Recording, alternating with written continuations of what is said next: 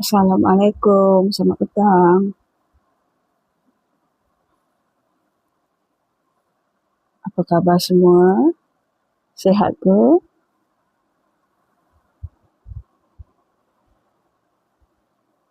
Dah makan ibu-ibu semua suri rumah tangga? Kerja dah siap ke? Dah petang-petang ni rasanya dah lah. Betul tak?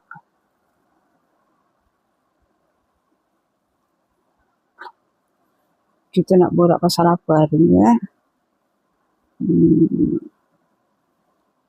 Jom kita borak pasal kirim beli barang. Bukan sekarang lah, dulu-dulu. Sekarang pun ada juga lah, tapi bukanlah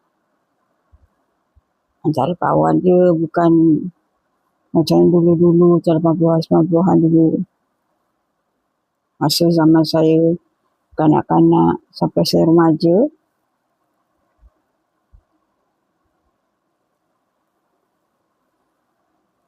kadang-kadang bila mak kita suruh kita pergi ke kedai beli barang kan, nanti adalah makcik-makcik, kakak-kakak, nenek-nenek tumpang kirim beli barang. Saya selalu juga kena dulu. Kadang-kadang bukanlah kita ni nak kira tenaga ke apa kan, tapi kadang-kadang kita rasa macam yalah, kita budak-budak, mak kita dah suruh beli kadang-kadang 5 barang. 5 barang tu pula kadang-kadang bukan barang yang ringan untuk dibawa. Ditambah lagi kadang-kadang orang kirim kita 5 barang lagi. Otak budak mana sangatlah dia nak menyimpan, nak mengingat barang yang nak dibeli tu kan. Okay.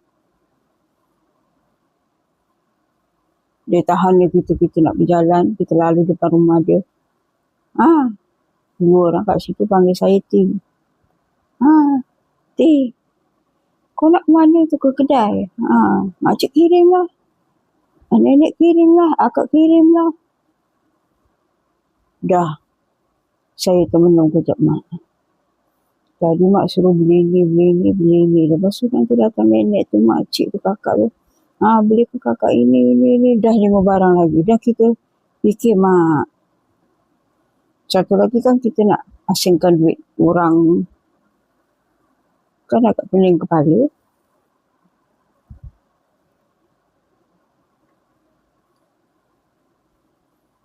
Pantang kita lintas depan rumah.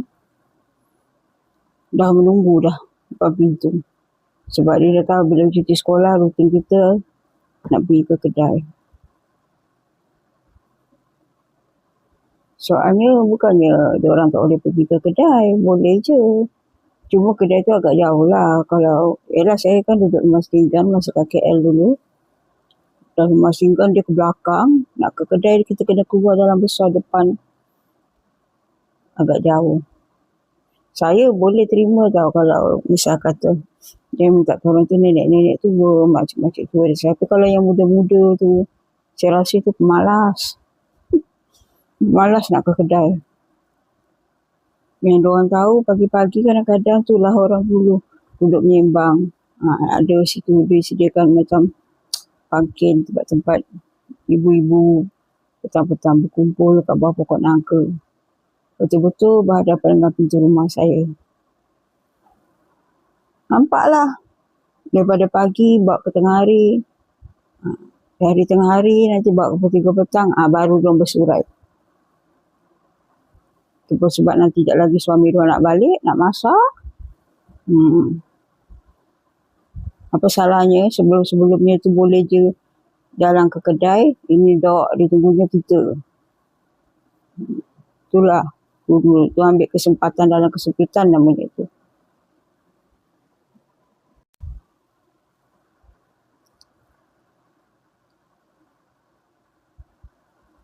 Bila saya dah meningkat remaja, tak adalah lagi orang berani nak suruh-suruh saya. Segan agaknya saya dah besar. Adik-adik saya pula jadi mangsa. Saya kan ramai adik-adik.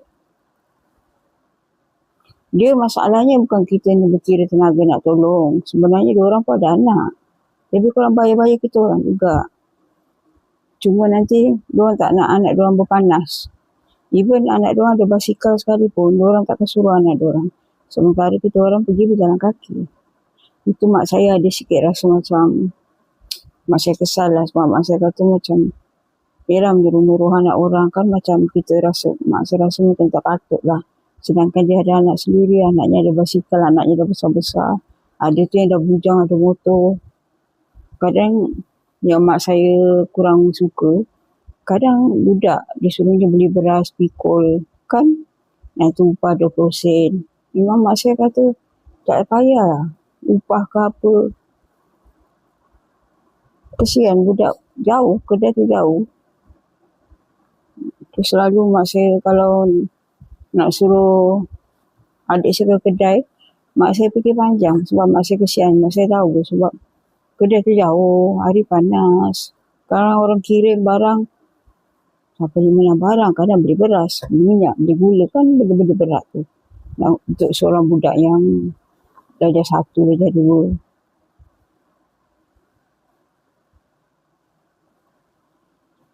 Kalau saya dulu, saya agak berakal. Dia ada banyak jalan, saya ikut jalan belakang. Ikut jalan belakang, siapa-siapa pun tak boleh nak kirim. Sebab situ tak adalah rumah sangat. Kalau ada rumah pun, orang situ bekerja semua. Tapi, macam adik-adik saya kan budak-budak. Sampai kadang-kadang yang paling saya kelakar tu, fahamlah budak-budak dulu, dia orang punya rutin petang kan main bola, main badminton, main perang-perang. Tu je lah budak-budak dulu. Dulu mana ada gadget-gadget yang ni, handphone, game-game kat mana-mana ada. Permainan budak-budak dulu sihat-sihat. Petang-petang main bola sepak, badminton. Macam-macam permainan dulu-dulu lah. Bila dah nak main petang tu, dia orang akan musyarat dekat depan rumah kita orang tau. Sebab adik saya ramai lelaki. Ada ramai lelaki. So, nanti saya dengar, tak nak lah kita main dekat padang situ tu. Nanti cakap kenapa? Nanti kalau kita main kat situ, nanti makcik tu nampak. Kejap-kejap dia suruh pergi kedai. Kejap-kejap dia suruh pergi kedai. Langsung tak dapat main. Trauma budak-budak tu. Saya kat dalam, saya ketawa je. Tak nak lah. Nanti, sekejap dek, tolong makcik beli pula dek. Cuba kau suruh sekali harum. Ini, dek, tolong makcik beli ni. Budak-budak tu trauma. Tak nak dia main kat situ. Padahal tempat yang dia nak main tu bagus. Cuma dia dekat dengan rumah makcik tu. Macam tu sekali. Macam tu sekali traumanya budak-budak tu sebabkan yelah. Dia jauh. Budak-budak ni kalau bermain, mana naknya diganggu. Mainnya pun dapat 1 jam. Mak-mak dulu kan garang. Kau jangan pukul 3 petang kau nak keluar. Kalau lepas asar pukul 4 lebih, mainlah sampai pukul 6 kena balik. Berapa jam lah dah main. Tak balik nak as. Mak-mak dulu, siap kau. Jadi budak-budak ni jadi trauma. Tak nak lah nanti pergi situ, nanti kejap-kejap makcik tu suruh ke kedai. Kita nak main pun tak boleh. Sebab habis masa ke kedai memang ya. Kedai jauh, jalan. Itulah ceritanya. Kalau mak saya dia tak pernah suruh anak orang. Sebab dia pun anak ramai. Satu, saya masih ingat pesan mak saya. Masa sihat kaki, ada anak sendiri, pergilah ke kedai sendiri.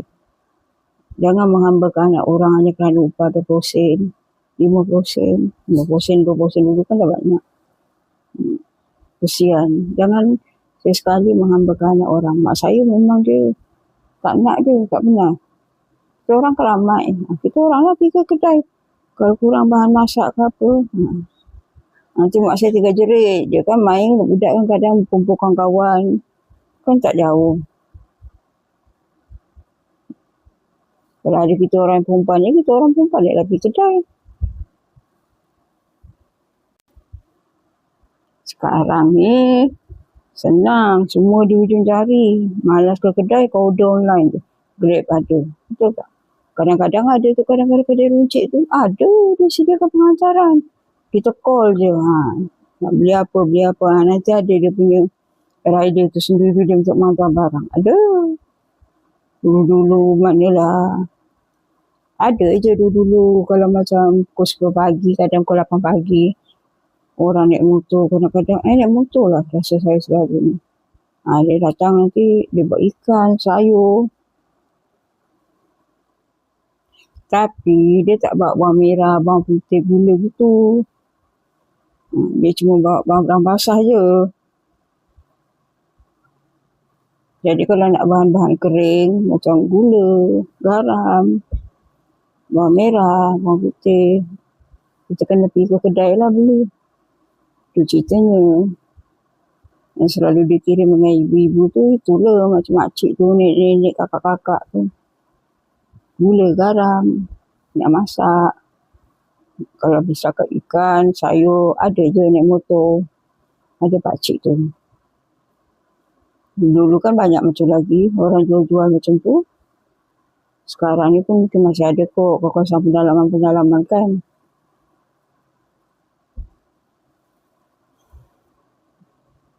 Saya dulu pun masa saya baru kahwin dengan suami saya duduk kat Kelang, kat kawasan kampung juga, rumah kampung, sewa kat situ. Ada je budak-budak main depan rumah. Kalau petang-petang ke, kalau cuti sekolah, pagi dah kumpul je kat depan rumah. Bermain. Tapi saya tak pernah panggil adik. Tolong akak pergi kedai. Saya teringat pesan mak saya. Jangan menghambakan anak orang. Kau ada kaki, ada tangan, kau pergi kedai. Mak saya. Saya tak suka, jangan. Itulah tu ibu dulu kan. Kita boleh minta tolong. Boleh je minta tolong sekali. Tapi jangan hampir tiap-tiap hari kau menunggu anak orang tu lalu lepas kau kirim. Sini. Kau nak pergi ke kedai kan? Makcik kirim lah. Kau ada anak dalam rumah tu. Besar juga. Lebih besar pada budak yang kau suruh tu. Tapi sebab kau tak nak anak kau berpanas, berjemur. Tak nak anak letih kau suruh anak orang. Kan macam tu kan tak manis. Apa pula perasaan ibu anak tu yang kau suruh tu melihat ni. So saya dulu, masa dulu kat Kelang pun, tak nak saya. Rasa saya ingat pesan mak saya, jangan menghambakan anak orang, tak baik.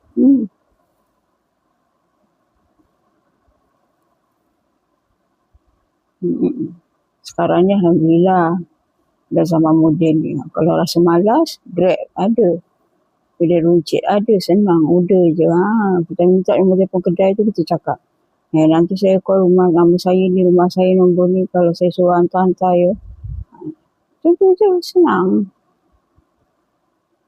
Dulu kan tak ada sistem macam tu. Itulah sebenarnya sekarang. Banyak kemudahan. Betul tak?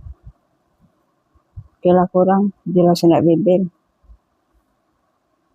Dulu ya kenangan saya, siapa yang pernah melaluinya tu tahulah. Kadang-kadang kita dah penat-penat. Mak kita suruh ke kedai, lepas tu ada pula orang kirim bukan sikit banyak. Rasanya macam kelepek atas kepala tu nak mengingat, nak asingkan duit. Itu semuanya kenangan. Sekarang budak-budak sekarang tak adalah melalui yang kita lalu. Kalau ada pun rasanya di kampung-kampung kot. Tak tahulah saya. Okay korang, itulah kita punya perbualan hari ni.